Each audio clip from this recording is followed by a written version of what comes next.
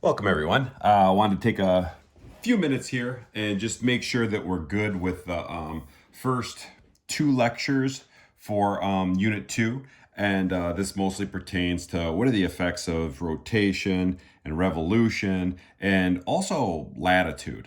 There's some review here from Unit 1 with, making sure that we're still good with Polaris as a navigational star, and why some are circumpolar and some are not. But we'll hopefully be able to just make sure that we're all on the same page and solidify some of these ideas. So if we're looking at this and we get rolling here with the direction that stars appear to rise and set, well, the sun's a star, and hopefully you've noticed that it rises in the east and it sets in the west. So stars do the same, and that's because of the Earth's rotation. So we orientate ourselves in the northern hemisphere. So if this is supposed to be the Earth, and there's my equator. I know we haven't gotten too far into this tilt of the axis. The term axis should mean something to you, but if you were to draw a perfect line here, straight up and down, you'd find that the Earth is actually kind of knocked over at a 23.5-degree tilt. That's important, and we're going to move on to that with seasons. But we think that happened actually from an early collision with our moon. But I don't want to get too far into that. So here is the Earth's axis. That's going to be from northern hemisphere rotating counterclockwise.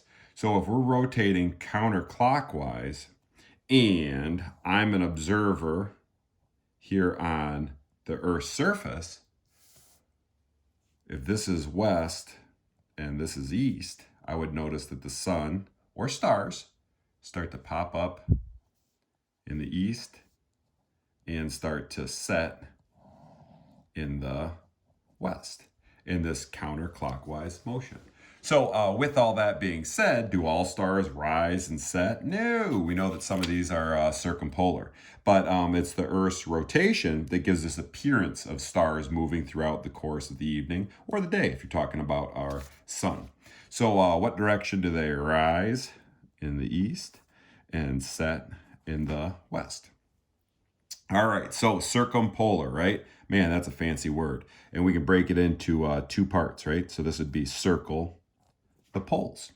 So if a star is going to circle our pole star, then that means that it's never going to rise or set, or it just circles around Polaris. So if you were to say a circumpolar star circles a pole star, I would agree with you, and I think that's decent. But I did want you to use the term horizon. And hopefully by now you know horizon is the line where the earth and sky meet. So if I had to use circumpolar definitions and include the term horizon, I would say that a circumpolar star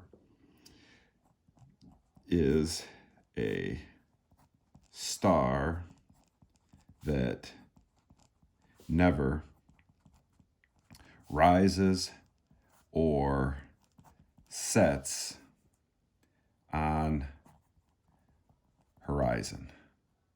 So I probably could have said it's a star that never rises above or sets below the horizon, but if it's visible all night long, then that's going to be a circumpolar star. So think about it kind of like this, right? If this is me back out watching stars in the evening, and we've seen those pictures where now we're going to make this direction here north, right? So there's Polaris, that if we had time-lapse photography, we'd see that some stars kind of circle around. I could follow them from the east to the west, but they never dip above or below the horizon. And then let me extend the horizon out a little bit, that line where the earth and sky meet. What I would probably notice is that some stars do pop up, or they're visible at later hours of the night, or I can't follow them all throughout the course of the evening. If this is my east and this is my west, and stars are rising from the east and setting from the west, if I got to wait for it to rise, or I got to make sure I see it before it sets, not circumpolar. So why the heck is Polaris's location keep it stationary at the course of the evening? Well, I can go back to my little drawing of if this is the Earth and there's our axis. If we were to follow this kind of imaginary line out into space, Polaris would be located above the Earth's axis. So that's just random coincidence, right? Later, we'll discuss this precession or a wobble of the Earth, where the direction that our axis tilts, it changes over these long periods of time, 26,000 years or so for this whole circle to occur, or this precession to occur, this wobble, and triggers perhaps things like ice ages and stuff. But we'll talk about that later. So another way I want you to kind of think about this is imagine this is a bike tire. And I've got, like the hub of a bike tire, and I've got some spokes. And then like this is like the tread of the tire. And I've got this set up so that I can give it a good spin. And this spins around and I stop it. And then I tie a little ribbon right here out on the tread, or the tube of the tire, and then I tie a little ribbon right here on the hub or the center, and I give it another spin. I would see this ribbon, let's say it's bright orange. I'd see like this bright orange smear that kind of looks like a circle. That's like those circumpolar stars that we've seen with the time-lapse photography. But if I had this ribbon tied here in the circle, I might notice that there's some motion there, but it's going to appear to be stationary. This is like the hub of the bike.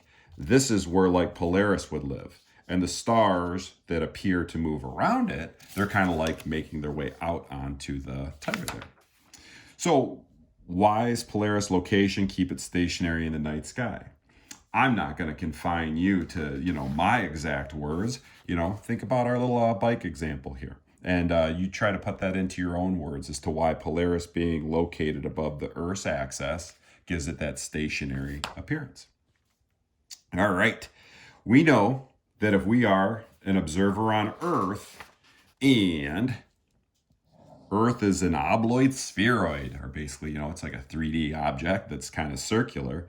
If I'm standing at the equator, or I'm standing at the poles, or if I'm standing at the mid-latitudes, I don't feel that I'm standing on like the wall of the Earth or the side of the Earth because it's so large and because of gravity. But zoom back out, that's actually how you'd be viewing the stars.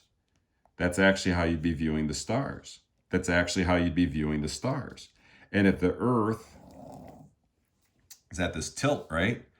And we're viewing Polaris, if I'm trying to see Polaris from here, man, that angle is really low. And we should know by now that you would look into the sky to see Polaris at the same degree of latitude you're at. So if the equator represents 0 degrees, I would have to look at 0 degrees to see Polaris at the equator. And you should also know by now that if a star is circumpolar, it's got to fit between the equator, between Polaris and the horizon.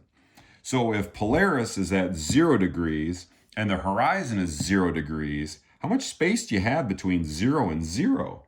None.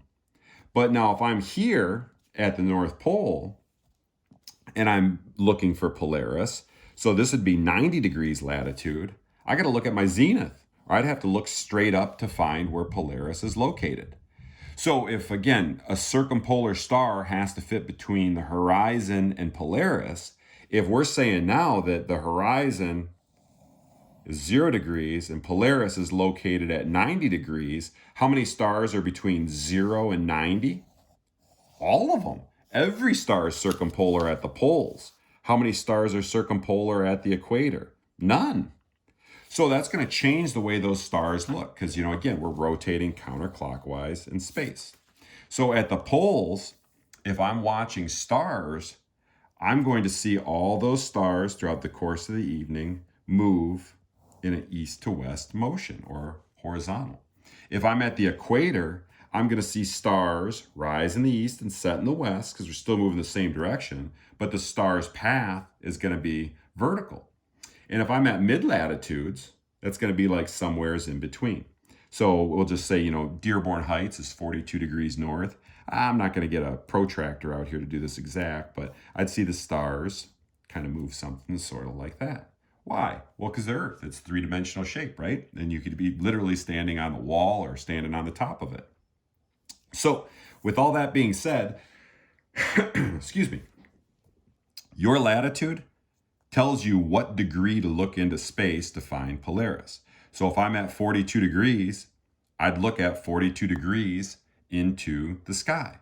So you figure if you're looking straight ahead, that's basically 0. You're looking at your zenith or straight up, that's 90. Somewhere about halfway in between there is where you would find Polaris. If I'm at 85 degrees, it'd be 85 degrees, 17 degrees, 17 degrees.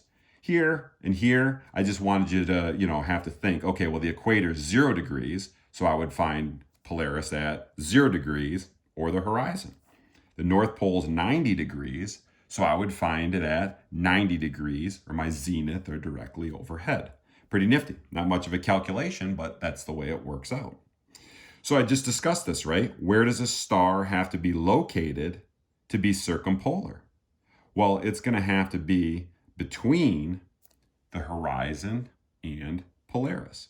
So if it's between the horizon and Polaris, it is circumpolar. If it's not, it's not, which is to say at some point, it's going to rise above or set below the horizon. So where the heck would you find more circumpolar stars? The equator or the North Pole? Well, the North Pole, right? All the stars are circumpolar at the North Pole. None of the stars, except for Polaris, are circumpolar at the equator. Now, if we look at the effects of rotation and revolution have here on the Earth, the rotation part, that's going to change our stars or our views throughout the course of a 24-hour period or a day. The revolution changes the stars that we see throughout the course of the year. So we've discussed quite a bit now about the rotation, but again, a little bit of review here for the revolution. If this is the sun and the Earth, yeah, it rotates, but it's also revolving around the sun. If I'm here on Earth and, this is rotating here, well, if I'm on this spaceship Earth and we happen to be facing the sun, I'm experiencing daytime. And I can't see any of these stars over here because the Earth is basically in day and the sun acts as like the ultimate source of light pollution. But we rotate around and I'm here. We're not facing the sun. I can see all these stars. Fast forward 6 months later and the reverse is true. Well, now I'm facing this direction towards the sun. It's daytime. I can't see these stars that I could 6 months ago, right? Because this is going to be washed out with all the sunlight in daytime. But I can see these stars at nighttime now. Pretty nifty. So I'll give you the liberty to put that into whatever words you choose. As always, if you've got questions, please don't hesitate to reach out. Hope that solidifies some of these ideas. Till we meet again, take care.